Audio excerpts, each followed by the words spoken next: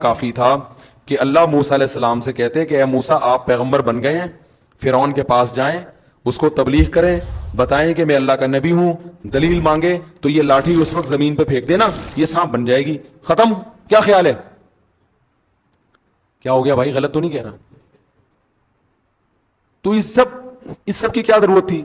اور اگر اللہ کو پوچھنا ہی تھا، اول تو اللہ کو پوچھنے کی ضرورت نہیں، اگر پریکٹس کروانی تھی کہ ایک دفعہ لاٹھی کو سانپ بنا کے دکھا دوں تاکہ ان کی گھبراہٹ ختم ہو جائے، تو اللہ تعالیٰ موسیٰ علیہ السلام سے کہتے اے موسیٰ یہ لاٹھی ابھی سانپ بنے گی اور پھر دوبارہ لاٹھی بن جائے گی، اتنا کہہ دیتے۔ چلو عملاً کروانا تھا تو اللہ موسیٰ علیہ السلام سے کہتے اے موسیٰ اس لاٹھی کو زمین پہ پھینکو، جب زمین پہ پھینکتے سانپ بنتی تو اللہ کہتے اب دوبارہ اٹھا لو یہ لاٹھی بن جائے گی، کافی تھا نا؟ تو سوال کی ضرورت ہی نہیں تھی کہ یہ کیا ہے۔ کیا ہو گیا بھائی؟ سوال کی ضرورت۔ السلام علیکم سامعین، ہمارے چینل کو سبسکرائب کریں تاکہ ہر نئی آنے والی ویڈیو آپ تک پہنچ سکے۔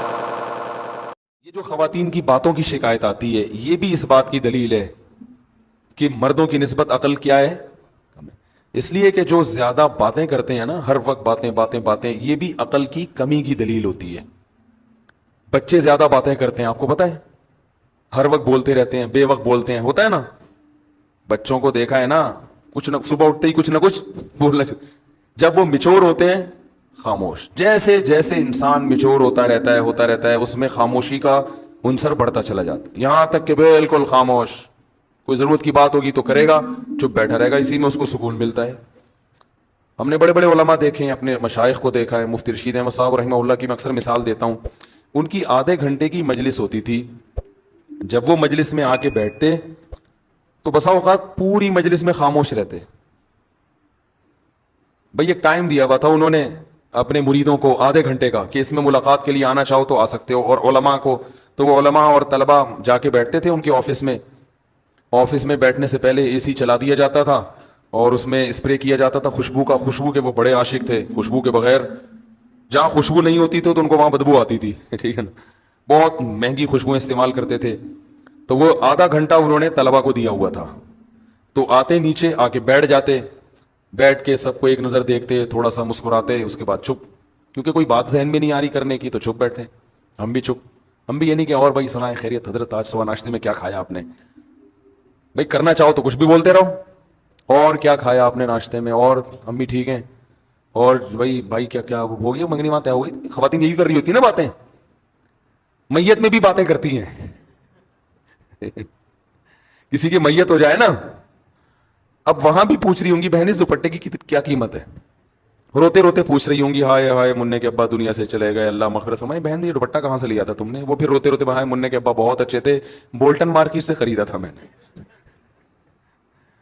تو پھر وہ روتے روتے کہیں گے ہائے ہائے اللہ مغفرت کرے ان کے آپ کے میاں کی، بہت جوانی میں چلے گئے، ذرا سستا مل جاتا ہے بولٹن مارکیٹ میں، صحیح کیا آپ نے، وہاں سے حیدری سے لے لیتی تو غریب پڑ جاتا ذرا سا۔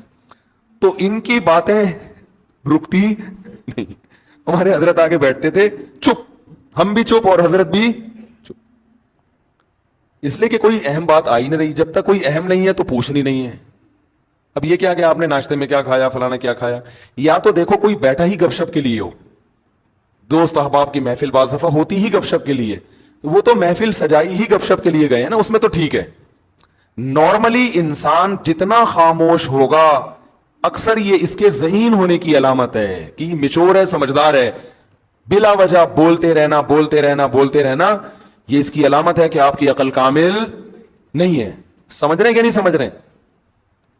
تو ہاں بعض دفعہ انسان کو محبت کے اظہار کے لیے بولنا پڑتا ہے، جیسے بعض خاموش مزاج لوگ جب گھر میں جاتے ہیں تو اتنے میچور ہو چکے ہوتے ہیں، بیوی سے بھی بات نہیں کر رہے ہوتے، وہ اب وہ آفس سے آئے کیونکہ گریڈ بہت 20ویں گریڈ کے آفیسر ہیں، تو وہ آفس میں جیسا ان کا روب ہوتا ہے چپ بیٹھے رہتے ہیں، تو گھر آ کے بھی چپ۔ ہمارے ایک جاننے والے تھے وہ ایسے ہی کرتے تھے، ان کے بچے بھی ان سے بیزار آ گئے تھے اپنے ابا سے، بیگم بھی بیزار آ گئی، وہ آفس سے گھر آتے، آٹومیٹک ان کا ایک سسٹم تھا نا روبوٹ کی طرح، اس وقت صاحب آفس سے گھر آئیں گے تو جیسے ہی گھر آئیں گے دروازہ پہلے سے کھلا ہوا ہونا چاہیے، وہ جائیں گے اپنے خاص روم میں بیٹھیں گے، ان کی بیگم ان کے لیے روبوٹ کی طرح چائے پیش کر دیں گی، وہ چائے پیئیں گے، بات کچھ نہیں، سلام دعا بھی نہیں کرتے تھے وہ، بیگم صاحبہ چائے پیش کریں گی, چائے پیئیں گے, آرام کریں گے تھوڑی دیر, اس کے بعد اپنا جو بھی ورک ہے, کوئی فون پہ بات چیت کی, اور پھر ٹائم پہ اپنا سو گئے, صبح اٹھے چلے گئے. اچھا, بچوں کے ساتھ آتے ہی بچوں کو تھوڑی سی جیب خرچی دے دی, چپ, باتیں نہیں, چپ, جیب خرچی پکڑائی, نکل لیے. تو یہ تکبر ہے.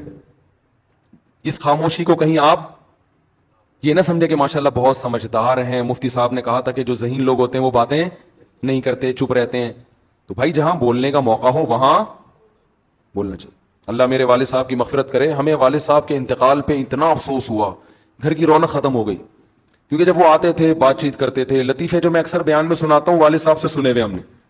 تو گھر میں جب آپ جائیں تو بیوی بچوں کے ساتھ گپ شپ لگائیں. یہ گپ شپ محبت کے اظہار کے لیے ہوتی ہے, اس میں کوئی وجہ نہیں ہوتی. ویسے جب بات چیت کریں نا تو آفس میں ریزرو رہا کریں, بلا وجہ بات چیت چپ کر کے بیٹھو بھائی, یہاں کام کی بات ہے تو کرو, نہیں تو پہلی گلی سے نکلو. اب جیسے مجھ سے بھی کوئی ملنے کے لیے آئے, کوئی کام کی بات ہے, تو مجھے بھی میں کہتا ہوں بھائی اس کام کی بات کو فوکس کرو, ایران توران نہ جاؤ. فون میں نے ریسیو کر لیا کسی کا, وہ ایران توران شروع کر دیتے ہیں. بھائی جو آپ کا مسئلہ ہے اسے آپ پوچھیں, اگر پھر بھی وہ ادھر ادھر طول دیتا ہے تو میں لائن کاٹ دیتا ہوں. کہ ہم اب گپ شپ کے لیے آپ سے ہم نے بات نہیں کی. گپ شپ کیا ہے تو پھر دوستی ہے, تو پھر چلو وہ ہائی وے پہ چلتے ہیں, وہاں بیٹھ کے وہ بنوائیں گے انشاءاللہ, اور پھر گپے بھی لگائیں گے. سمجھ رہے ہیں نا؟ تو اس میں بعض لوگوں کی عادت ہوتی ہے وہ فری ہو جاتے ہیں.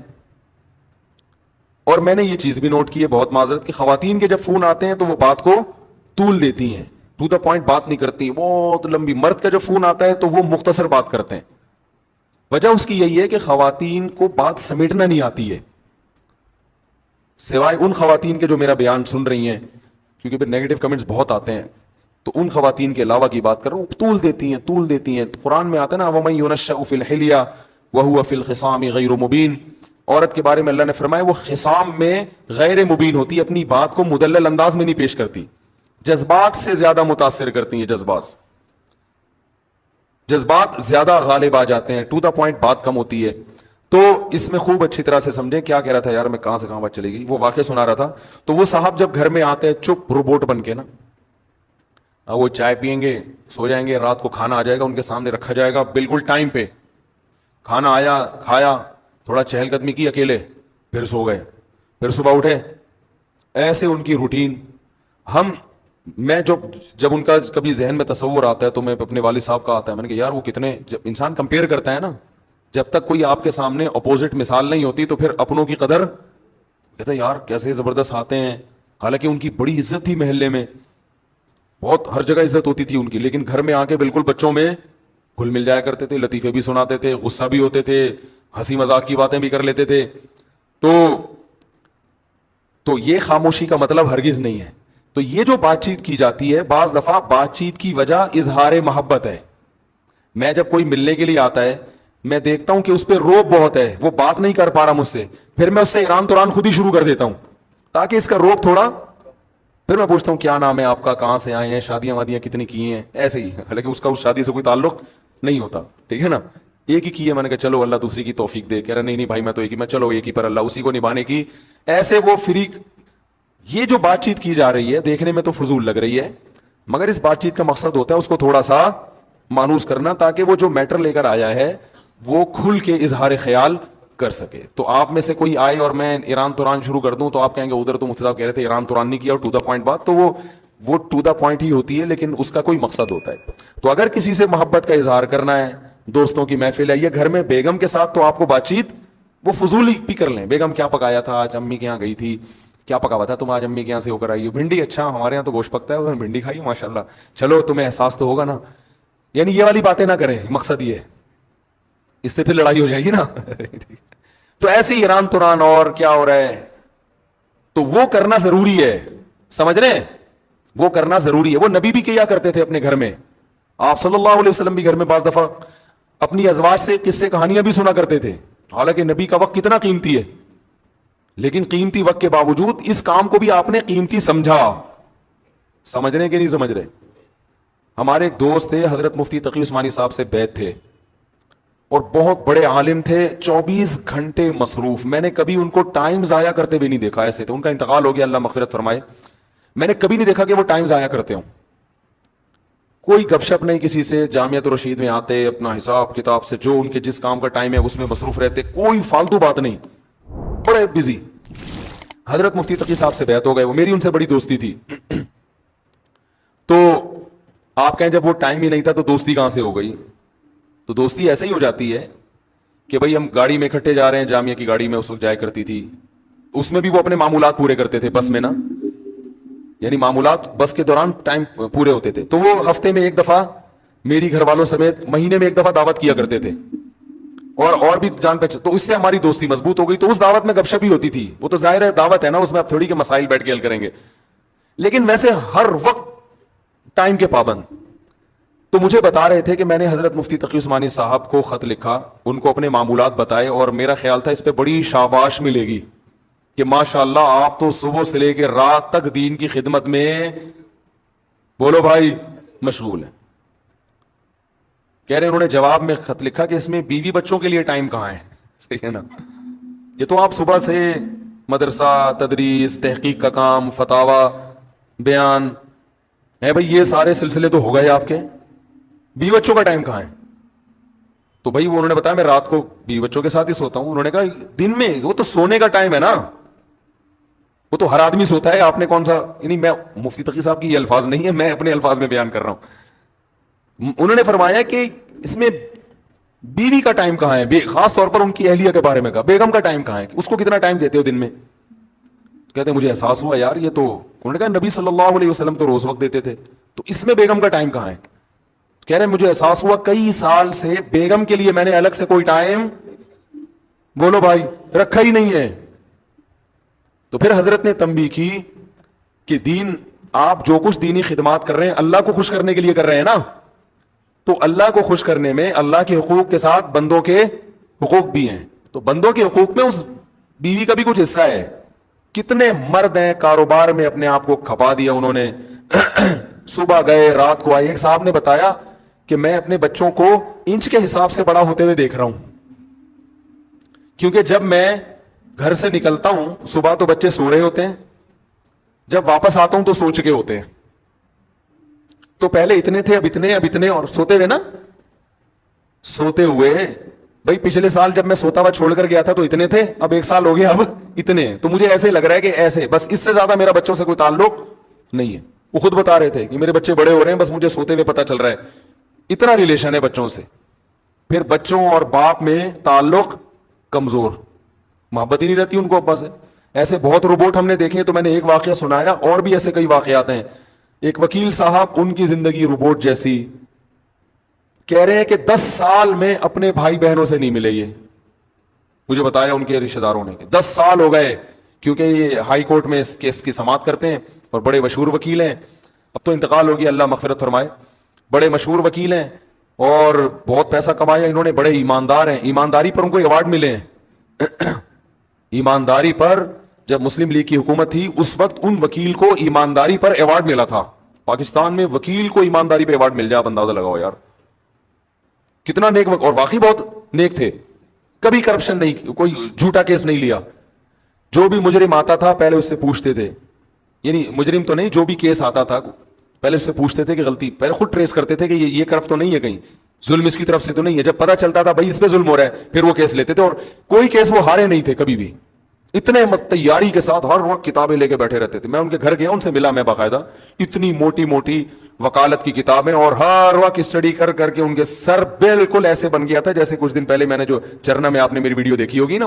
اب اللہ کا شکر ہے اوپر کے حالات ویسے خطرناک الحمدللہ نہیں ہے, بہت ڈینجرس حالات تھے اس زمانے میں اوپر کے. تو جو سمجھدار ہیں ان کو پتا ہے, باقی پھر تو اب میں نے ان کو دیکھا اتنی موٹی موٹی کتابیں اور وقت پڑھتے رہتے ہیں. وکالت میں تو آگے نکل گئے, بچے بھی باغی, رشتہ دار بھی باغی, کوئی دوسرے ملک سے ان کی بہن آئی ملنے کے لیے تو کوئی ٹائم ہی نہیں دیا اس کو, میرے پاس ٹائم نہیں ہے, سب لعنتیں بھیج رہے ہیں. تو یار یہ کون سی زندگی ہے؟ حکومت آپ کو ایوارڈ دے رہی ہے لیکن رشتہ دار آپ سے ناراض ہیں, تو کیا اللہ خوش ہوگا؟ وَأُولُو الْأَرْحَامِ بَعْضُهُمْ أَوْلَى بِبَعْضٍ فِي كِتَابِ اللَّهِ, اللہ کی کتاب میں سب سے پہلے رشتہ دار ہیں, سب سے پہلے.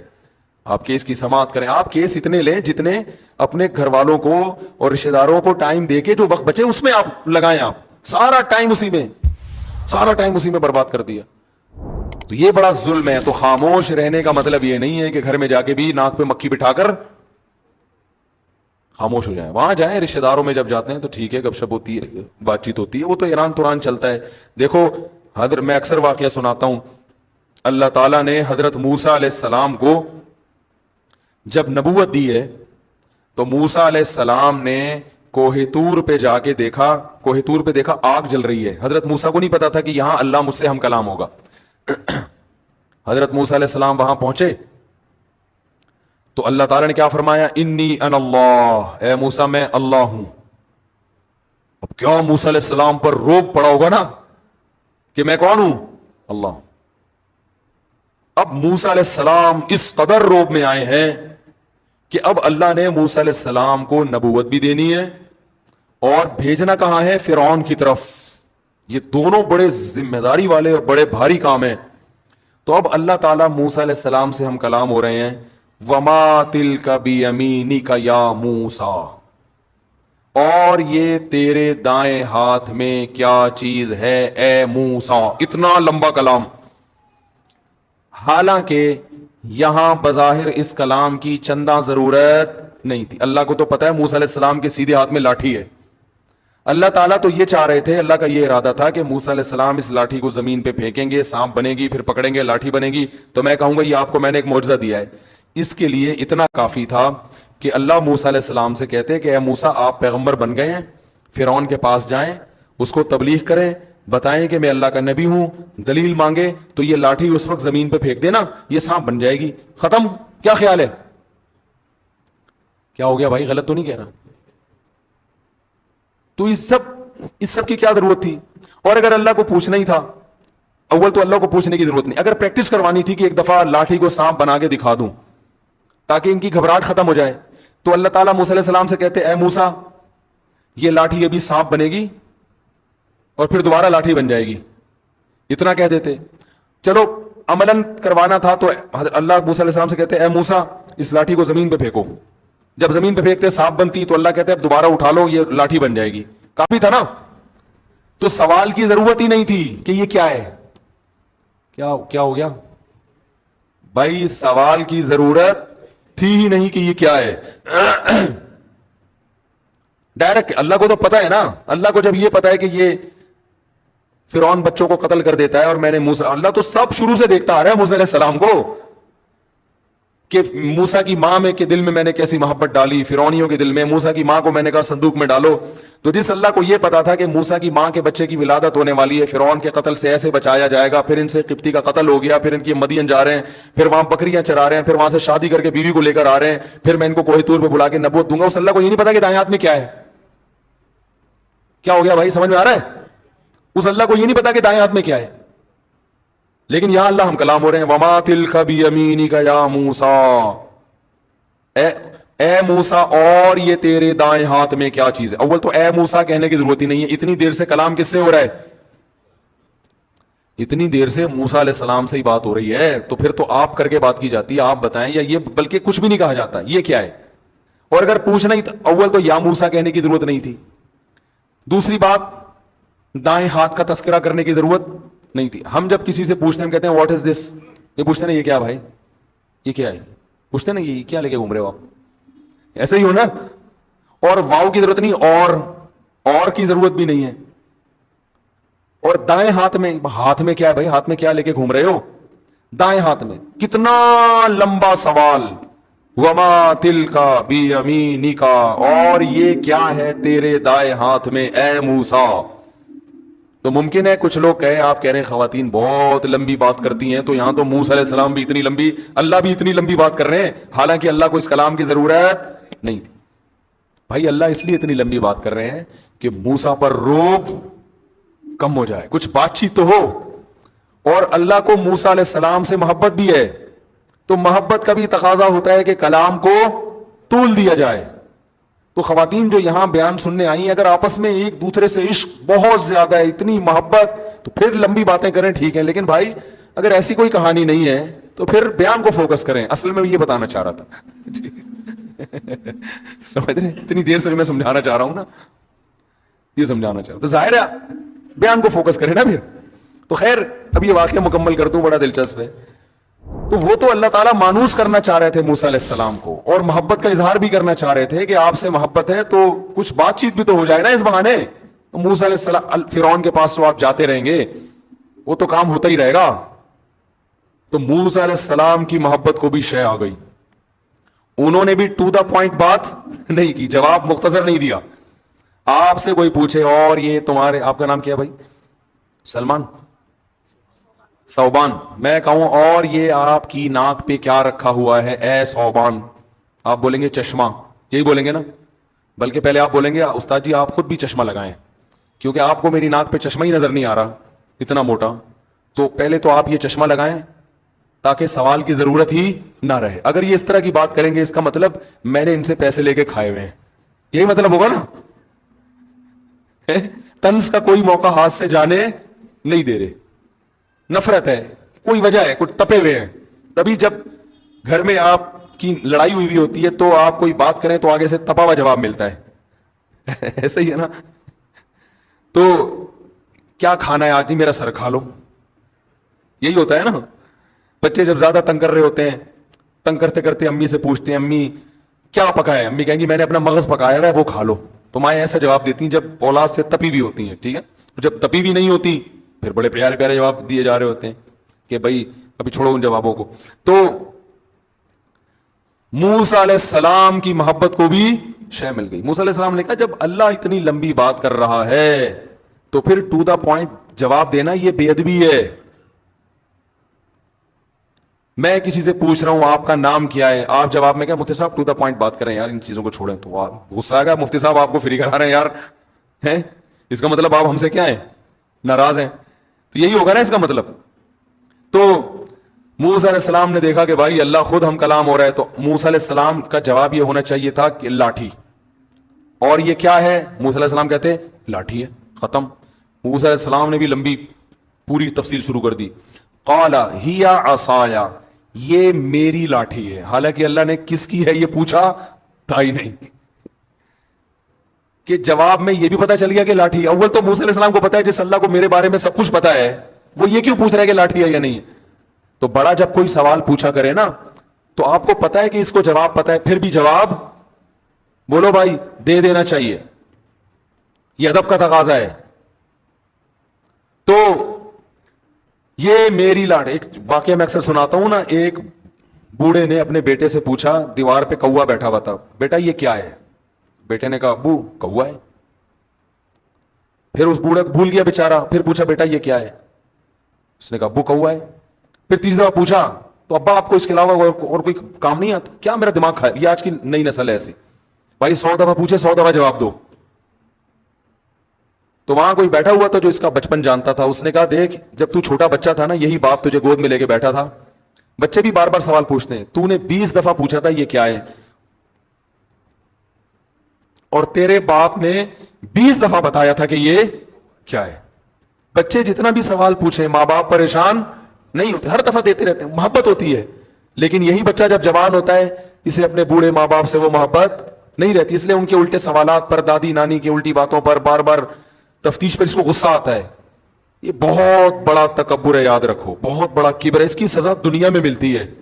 بوڑھا باپ, بوڑھی ماں, بوڑھی دادی, بوڑھی نانی, بوڑھے نانا, بوڑھے دادا, ان کے ساتھ یہ کچھ بھی کر لیں آپ کو ان سے کے سامنے چڑچڑا پن, غصہ اور نفرت, اور یہ کہ جیسے وہ ہوتا ہے نا الجھن کا شکار ہونا, کیا ہے یہ, اس طرح کے اسرائیل کرنے کی آپ کو اجازت نہیں ہے. نرم, بہت نرم پڑ جاؤ, بہت نرم, غصہ نکال کے رکھا کرو ان کے سامنے, اور یہ سوچ کے آیا کرو یہ صحیح کریں تو بھی ٹھیک ہے, غلط کریں تو بھی ٹھیک ہے, بس ان کا غلط بھی صحیح ہے. یہ شریعت کی تعلیمات ہیں. ہاں ان کے کہنے سے کسی پہ ظلم نہ کرو, وہ ایک الگ بات ہے. تو موسیٰ علیہ السلام نے جواب میں کیا کہا؟ ہی عصایا, یہ میری لاٹھی, اتوکأ علیہا. ایک تو اللہ نے یہ نہیں پوچھا تھا کس کی ہے, دوسرا اللہ نے یہ تھوڑی پوچھا تھا اسے کرتے کیا ہو.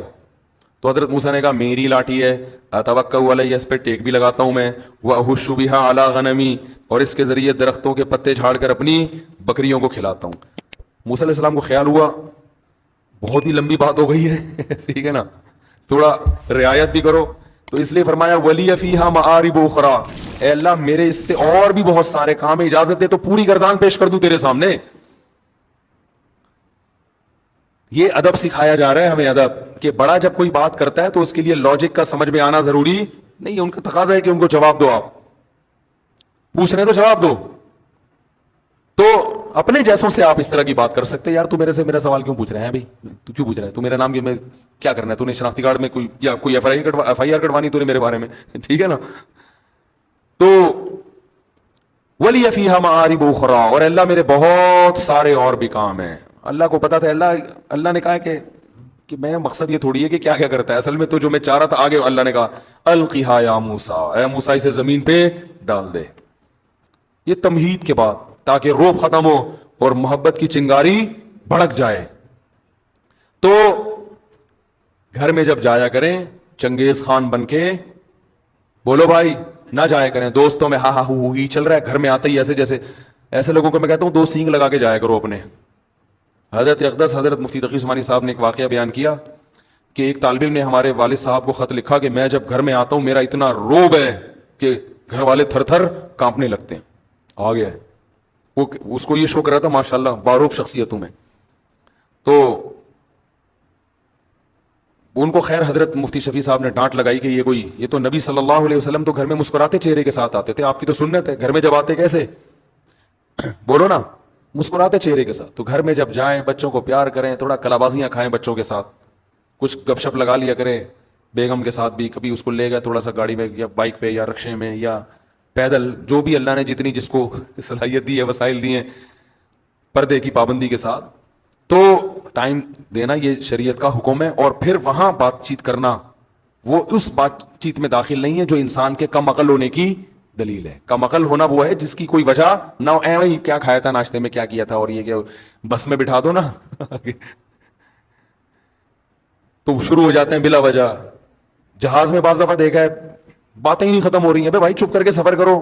پارک میں دیکھا ہے میں نے، صبح پارکوں میں جاگنگ کبھی کبھار میں جاتا ہوں تو لوگ باتیں کرتے ہوئے واکنگ کر رہے ہوتے ہیں، اور بھائی یہ باتوں کا ٹائم نہیں ہے، آپ واکنگ کرو فل اسپیڈ کے ساتھ، ہوا لو پھیپڑوں میں جذب کرو، صبح کی ہوا وہ نکالو ہوا پریشر کے ساتھ لو، اور اس ذہن کو ریلیکس کرو، اس میں بھی چپڑ چپڑ چپڑ چپڑ چپڑ چپڑ جا رہے ہیں باتیں، یہ اس واکنگ کا فائدہ نہیں ہے، اس میں تو آپ تھکا رہے ہو ذہن کو۔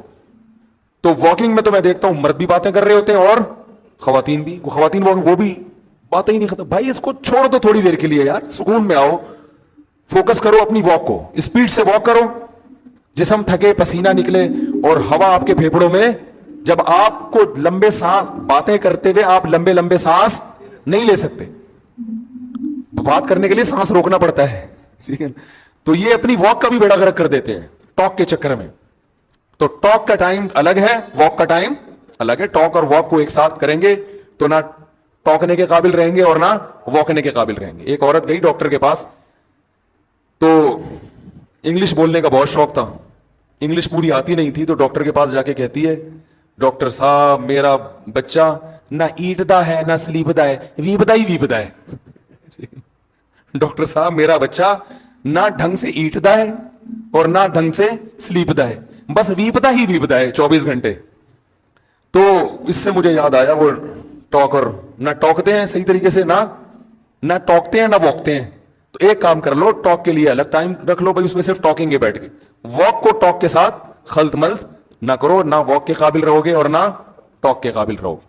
تو یہ بات پوری اس پر آئی تھی کہ خواتین کو یہ مان لینا چاہیے کہ ہمارے میاؤں میں تھوڑی سی ہم سے عقل زیادہ ہے، تو بڑے بڑے فیصلے میاؤں کو کرنے دیا کریں، میاؤں کو بڑے بڑے فیصلے بچوں کی ایجوکیشن کے بارے میں، ان کے نکاح شادی بیاہ کے معاملات میں، بچی کے معاملے میں شادی ہو گئی ہے تو پھر اس کو علیحدگی دلوانی ہے یا وہ پرانے مکھنچو کے ساتھ ہی اسی کو برداشت کرنا ہے، یہ سب چیزیں جو ہے نا، یہ جو بڑے بڑے فیصلے ہوتے ہیں اس میں شوہر کی اطاعت کرنی چاہیے، اسی وجہ سے اللہ نے کہا اس میں قوت فیصلہ زیادہ۔ اور یہ بھی ایک بات یاد رکھو کہ جب معاملہ بچی کی شادی کا ماں کے ہاتھ میں جاتا ہے تو پھر ان کی شادی نہیں ہو پاتی، کیونکہ وہ ان میں قوت فیصلہ ہی نہیں ہے، وہ سوچتی رہتی ہیں, بچیوں کی عمریں نکل جاتی ہیں اس چکر میں. باپ میں ڈیسیجن پاور وہ پلس مائنس کر کے نا اس کی پازیٹیو چیزیں نیگیٹو چیزیں دیکھ کے تول کے جلدی فیصلہ کر لیتا ہے کہ یہ مناسب ہے یا نہیں. خواتین ساری زندگی سوچتی رہیں گی کہ یا اس کی غربت کو پہ کمپرومائز کروں یا اس کا ہینڈسم ہونا دیکھوں, ٹھیک ہے نا, یا ہینڈسم نہیں ہے لیکن امیر ہے تو پیسہ دے